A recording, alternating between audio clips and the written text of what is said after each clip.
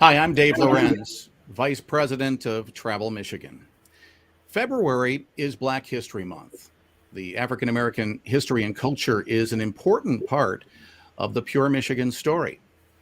Michigan has a wealth of opportunities to learn about Black history and culture, and today we're talking about those people and places with Robin Peebles, my colleague at Travel Michigan, and Brian Yopp, Director of Programs and Operations at the MotorCities National Heritage Area and a Michigan Travel Commissioner. So thank you both for joining us today.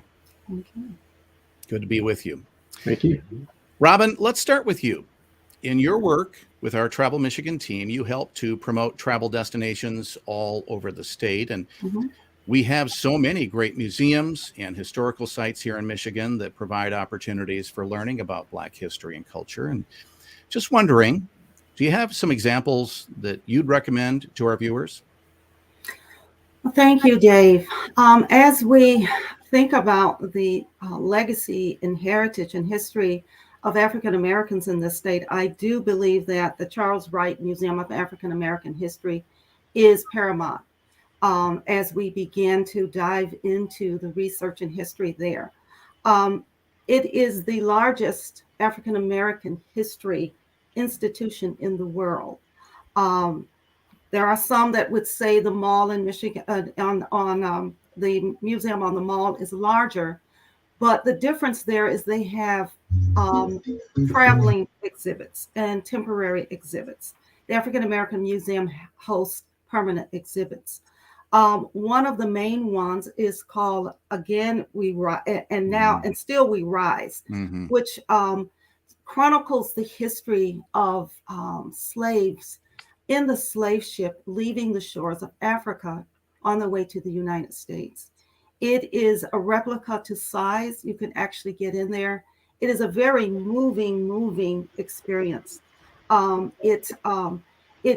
I know you've probably seen movies, you've read about it, you've seen diagrams, but to be there and to see it, and particularly as an African American, but actually anyone to actually see what individuals endured on that journey, which was not one of choice, but a journey from freedom to slavery. Yeah, it's how they were shackled. And there are galleries you can see, you can feel. The experience it really is a moving experience. I'm actually at a loss for words for it, but there are many exhibits also at the Charles Wright Museum. They host live lectures, film screenings, performances, events for children. It has a wonderful collection. Charles Wright has a library and resources and research that he started working with his wife. And so it's a wonderful resource as well as a place to learn. It's right in Midtown Detroit, yes. Kind of the cultural center of Detroit. And you're right, Robin. I mean, when you go through that exhibit and you see people like in life size, right?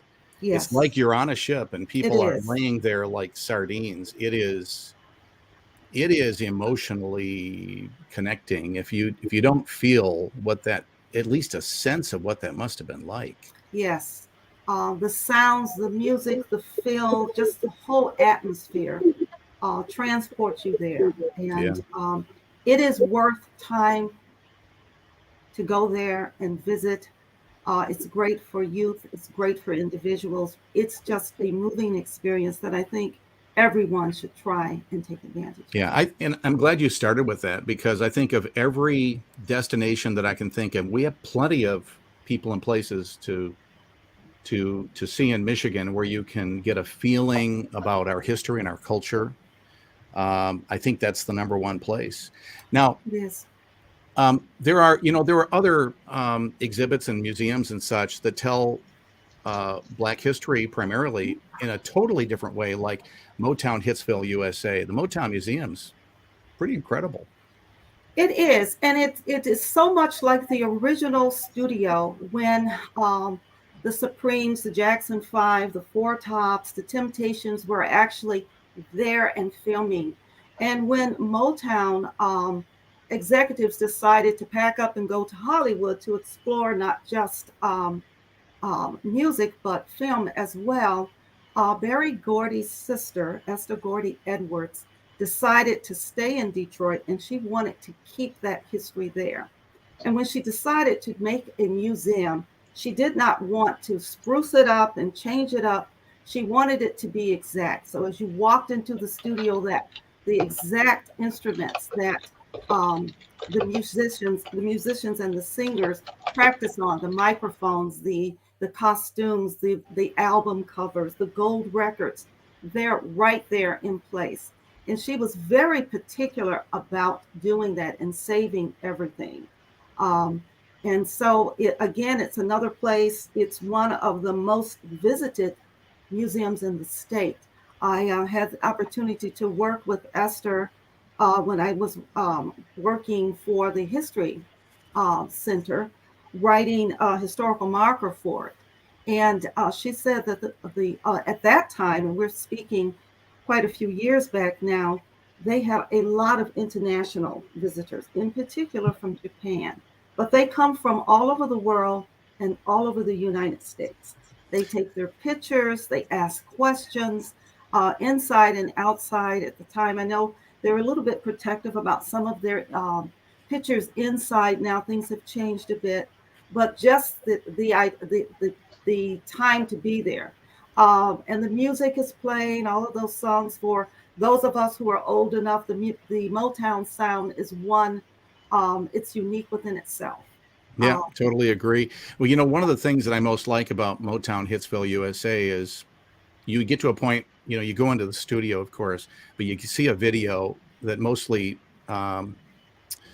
who's the director? I've forgotten. It's Barry. Yeah. Yeah, so he's talking about bringing it up, and he really talks about how they really kind of caught the fact that, hey, we're different to some degree, but we're all the same in most essential ways. All want to be loved. I want to be loved. You want to be loved, and that really hits me because that's kind of the essence of what happened there. It's not just a place where music was made. I mean, they were connecting with people and connecting each other. Right. So that's tremendous. One last one for right now, Robin. The Henry Ford, of course, tremendous institution, has the Rosa Parks bus. Any thoughts there? Yes. And the Rosa Parks bus, again, it's one of those, and we were chatting about that earlier, and I actually was chatting with friends, to be able to see that bus, to see the place where Rosa Parks, after being tired at the end of the day, just came and sat down. But she was generally would have been asked to move to the back of the bus. But she refused to do that. She was not going to give up her seat. So she just decided to stay. And that sparked a lot of the Civil War. Civil War, I'm thinking of more Black history here, but the Civil Rights Movement. Yeah. But the bus was restored. When they found the bus, it had been bought. It was in someone's field back on a farm. It was in really bad shape. And a lot of people, once they found it was for sale, including the Smithsonian, I believe, wanted to get that bus and restore it. But Greenfield Village, Henry Ford and the Greenfield Village was successful in getting that, taking the time and money to restore it where it looks as authentic and original as it did at that time, to see what she went through, and again, to be in the place where all of that started. It's pretty amazing. And, just the fact that you can actually get on that bus, sit in that same seat, if you choose to, it's something else. So, yeah. Well, and there's one other at the Henry Ford also, and I don't think people talk about that a lot.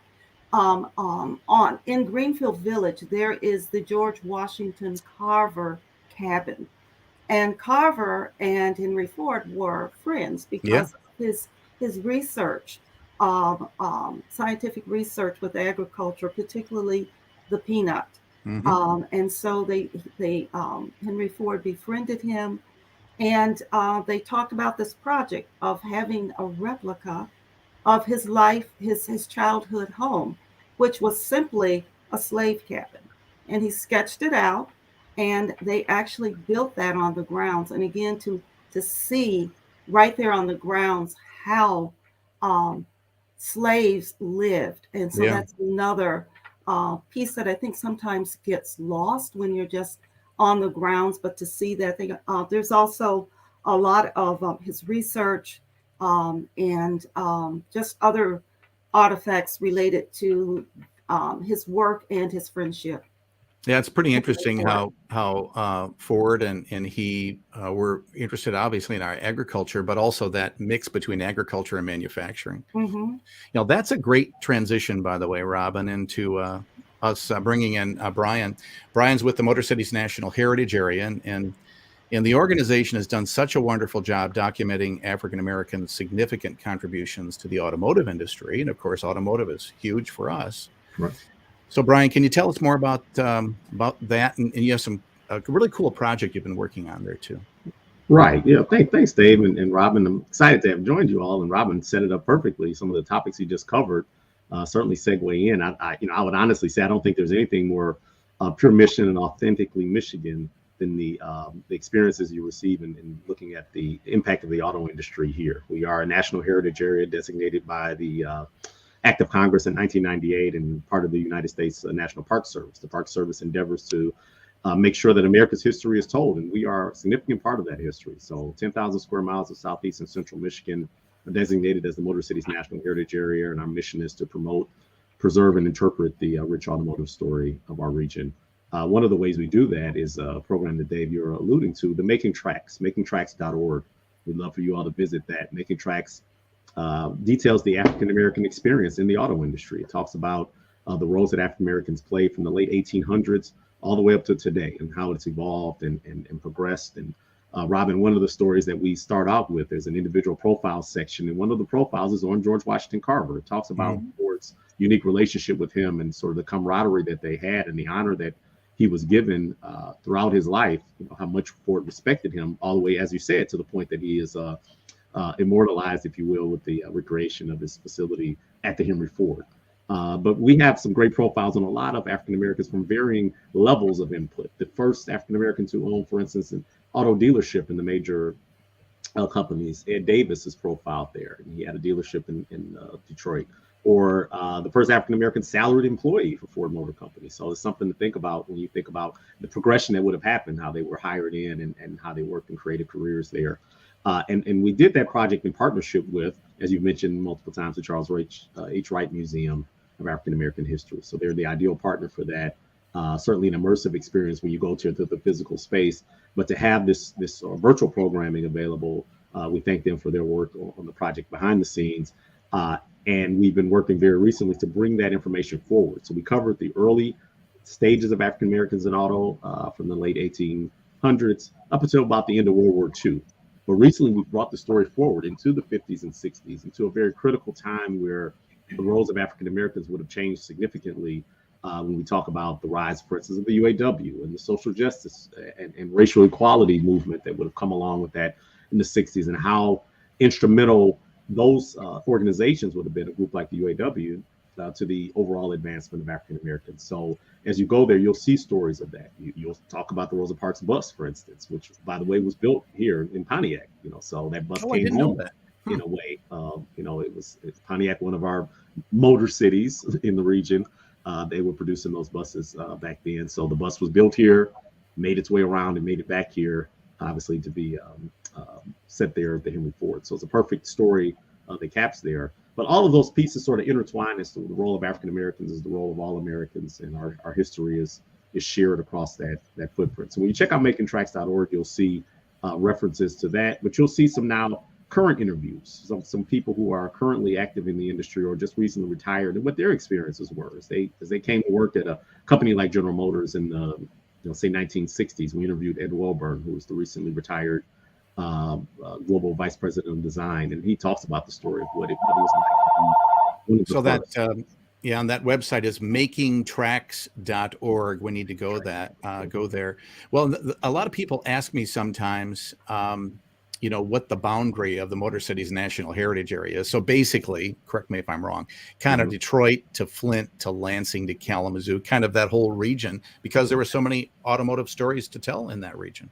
Right. It's the concentration of the auto stories. Some people might ask, are we limited to that? We're limited only by our stories, but the footprint of the heritage area is at 10,000 square miles that you just described. But we're open for all who have a story to tell. Well, it's there's so many stories to tell. And the thing is, the automotive industry brought so many people from down south, a lot of African Americans, but people literally from all over the world. That's probably why Michigan is as diverse as it is. Absolutely. Because the automotive industry brought everybody here. Well, it's my story, Dave. I mean, both of my grandfathers came from the South and came to Detroit. One worked for Ford, one worked for Chrysler, and had wonderful careers and provided for their families, middle class lifestyle that I can appreciate now looking back on, that I maybe didn't appreciate as much as I did before I studied so much of this. Yeah. Well, little business. Let's get to for a second, in case you're with an attraction or an automotive related business, and you want to work with Motor Cities National Heritage Area. I know the organization has grant programs that support preservation and tourism for historic sites, like Flint's Vehicle City. Right. That's right. Right. Correct. Absolutely. That's actually one of the earliest grants we offered was to reinstall the arches in Saginaw Street in downtown Flint, the Vehicle City arches. That's so representative of the auto story that we're trying to capture and preserve. But yeah, we are actually open to applications right now. We have an application period closing on Monday, February 28th. So if you're listening and have an idea for an automotive project that could be supported through our grant program, take a look. I'm here and available. Give me a phone call. Let's talk about what you're thinking of. But we're here to support and make sure that we disperse the support of the National Park Service throughout the region. Yeah, thanks. You can see that URL on the bottom of the screen. Absolutely. Thanks, Brian. And think about Flint is coming back so strong, and I can't imagine it without those arches now. It's really part of the identity of downtown, and to think that was partially because of what you guys did. Thank you for doing that. Robin, in addition to your work at Travel Michigan, I know you've been working with the Michigan Freedom Trail Commission, which is pretty cool. Can you give us some background on how that commission is working to preserve the legacy of the Underground Railroad here in Michigan? We have a big part of that story. Yes, we do. The Michigan Freedom Trail Commission was established in 1998. And its role is to preserve, protect, and promote the rich legacy of the Underground Railroad. Located on the banks of the Detroit River and bordering Canada, Michigan was a very, very important stop along the Underground Railroad. For those who are familiar, those who were actually actively engaged in transporting slaves were called the conductors. The various stops were called stations. There are numerous stations throughout Michigan, particularly the southern Lower Peninsula. So the commission is made up of 14 individuals appointed for 4-year terms. We hold quarterly meetings, and those meetings are quarterly meetings, and they're open to the public. The next one I was thinking of is this coming next week, March 4th. And there is information on the site if you want to participate. The meetings are held in person, but there are also virtual options as well. Many of the members are involved with the higher education or colleges and universities throughout the state, and they are involved in the actual research of documenting those sites. And in doing that, it's not just going by word of mouth, what people have said, what the communities have said, but it's very in-depth research. We can't just go by word of mouth. We have to find something somewhere, some type of documentation written in Bibles, journals, diaries that have been passed along by families and communities. We find a lot of these in the communities. Cassopolis and Vandalia is very, very active. Battle Creek, Kalamazoo, of course, definitely Detroit, as well as the Ann Arbor, Ypsilanti, but just many communities throughout the southern Lower Peninsula. In addition to doing the research and documenting these properties, the commission holds an annual conference. We call it the Gathering, and it's a forum for networking with individuals that are actively involved in the education of the Underground Railroad history, also in documenting those sites, and in conducting tours around the state. And there are many sites associated with the Underground Railroad. I think, Dave, you mentioned some of the churches that have a lot of very rich history throughout the state. Second Baptist Church was a very active station on the Underground Railroad. In downtown Detroit. Downtown Detroit, yes. And it is one of the only remaining documented stations. And it still exists today, and it's open for tours, or it had been at least before the pandemic. So there's, again, if it's something that's open, it's something you can do and actually be inside one of the stations. I don't know their schedule for reopening, so I would suggest people would call and check it out. Also, First Congregational Church, downtown Detroit as well. Also a very active station on the Underground Railroad. And they have a living history museum. There's a tunnel in the church where you can actually experience what it was like to go through this tunnel from Detroit to the banks of the Detroit River, where they would then cross over into Canada. Again, the church has certain days it was open. A lot of these are by appointment. Not aware right now of the schedule now coming out of the pandemic or soon to come out, so I would suggest you call. In addition to those sites, I mentioned Cassopolis, Cass County, and Vandalia. The Underground Railroad Society of Cass County is very active, and they have wonderful museum located in the Bovine, Bovine Historical House. They also have, in addition to the Underground Railroad, a lot of the documents and history and research associated with the 102nd Colored Infantry, which was a Black Civil War regiment that was organized in Detroit. And they mustered out of Detroit. They trained, and I'm forgetting now where it was. I look at my notes in a minute. They trained in Detroit. And when they left Detroit to head south, they had 845 volunteers from southern Michigan. Some were freed slaves, some were slaves that had escaped on the Underground Railroad, and some who had come back from Canada. So there's a lot of history there about that. And actually their battle flag is actually at the Cass County Historical Society. They played a really important role. I mean, Lincoln said, "Thank God for Michigan" for a lot of reasons, and it's really interesting to see the role they played. There are monuments, in Battle Creek and Detroit that people should see because they're really great. The Gateway to Freedom Monument is in Detroit. The Sojourner Truth Monument is in Battle Creek. There is the Underground Railroad sculpture. That is the Battle Creek one. But also there's a statue of Harriet Tubman in Ypsilanti. Oh, wow. I need to look for that. I didn't know. The museum there has history pertaining to the Underground Railroad. They also have a lot of Black history there with individuals like Elijah McCoy, who's responsible for coming up with a way to lubricate locomotives so they didn't have to stop. And it was he had a patent for that. Wow. And the term, the real McCoy, that's what people were referring to. Yeah.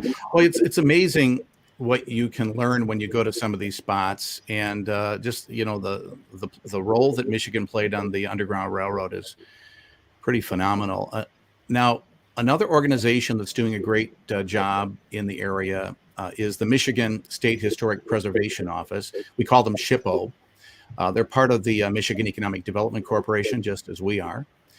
And through the Detroit Civil Rights Project, which is funded by a grant through the National Park Service's African American Civil Rights Program, Shippo is actually working to document Detroit's 20th century civil rights history and the history, those historic sites associated with it. So I think everybody should know that as part of that effort, Shippo has actually created a really great bike tour. I think we're going to show a couple of clips here with our friend Jason Hall. It's in Detroit. It includes more than a dozen historic sites that are significant to the civil rights movement, Black history and culture in Detroit. And the tour actually begins and ends at the Wright Museum, we've mentioned. It visits Motown Hitsville, USA, Rosa Parks Flat on Virginia Park Street, which is pretty cool, and other historic sites along the route like United Sound Studios and Bethel AME Church and some others. And Jason he's just great at telling stories along the way on your e-bike as you go along. So recommend you check that out. This past year, our communications team worked with Shippo to create this video. So, be looking for that full video. If you go to michigan.org, and then I think it's michigan.org/Black History, go down that page a little bit and find that video. Just that little snippet will give you a feeling for what that's all about. So check that out. Now, speaking of Detroit, Brian, are there other resources you could recommend for learning more about the African-American experience in the Detroit area or anywhere else in Michigan? Right. Well, I think we really covered, some of the highlight locations that I would recommend it. I think the Wright Museum is a recap, but I'm glad you brought up cities like Ypsilanti, cities like Flint, Pontiac, and be prepared for some information that's coming out of Pontiac. There's signage there, for instance, that talks about the influence of Pontiac in the Black community, and that still lives and flourishes there. We're working on a project on our website, the Southwest Detroit Auto Heritage Guide, which talks about African Americans in the specific neighborhood in Southwest. But I think a lot of the things we talked about are sort of entry level, sort of gateways into this deeper history, and I'm glad we talked about it. So many of the things we also mentioned fortify our relationship with the National Park Service, as we talked about the freedom and the grant that comes in. So I think we're showing the level of national importance that Michigan holds in this story. It's true. Well, and most of the time when we talk about Black history in Michigan, we think of Detroit, primarily a city primarily made up of African Americans. But the truth is, we are a very diverse state, and there's diversity in other areas. So think of a place in West Michigan, near a little town of Baldwin, where this entertainment zone created in the woods called Idlewild came about. Have either of you been to Idlewild? No. I've been there, not of course in its heyday, but I've toured the area since then, and it's really kind of sad that it's not what it once was. But knowing the history, it's just wonderful knowing the history and seeing the buildings and what all was going on. Well, it's celebrities from all over. You think about it, entertain and had property there. Everybody performed there, and there were a lot of Black celebrities who had property there. You're right, Robin. There is a tour. You can take a self-guided tour there. History Arts Libraries Group, it used to be called, I think Shippo. They created this tour so you can kind of go from sign to sign when you're in that area, and you can find out what happened there, because it was called the Black Eden, and it was an escape entertainment place when Black people weren't allowed to find entertainment like that. It's pretty special. And I know that I have not seen this myself, but I know that the National Museum of Tuskegee Airmen has some exhibits in Southeast Michigan as well. And I suppose, Brian, that's part of the national MotorCities National Heritage Area story as well. Right. To a certain extent, they had their location at the historic Fort Wayne, right there on the Detroit River, and I think they're also in partnership with the Wright Museum. So have a sort of extended display there, so they can have a more proper sort of long-term presence. But definitely, their story is one that ties in. Just as I might mention, there are some Rosie the Riveters, that every Rosie didn't look the same as the Roses we see on the poster. So, the Yankee Air Museum and the American Rosie the Riveter Association sort of endeavor to tell that story of Rosies that, would have come out of that area. So Tuskegee Airmen and Rosies kind of a lot of times sort of partner up and work together as descendants of that era. Yeah. Guys, we're coming up to our end time. Anything you want to share in addition before I wrap it up? All right, I'll take that as a no. So here's the interesting thing. I saw in the chat somebody put, "It's 2022. What more do we need to know?" or something like that. Mm-hmm. Here's the answer to that. And I'll put it in the way that Mark Twain put it years ago. Because travel can make a difference in the way we see things and understand things.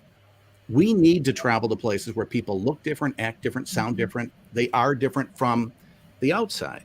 Mm-hmm. I think to truly understand that we are the same on the inside. We all want a better life for our kids and our grandkids. We are all the same in the most essential ways. So as Mark Twain put it, travel is fatal to bigotry, prejudice, and narrow-mindedness.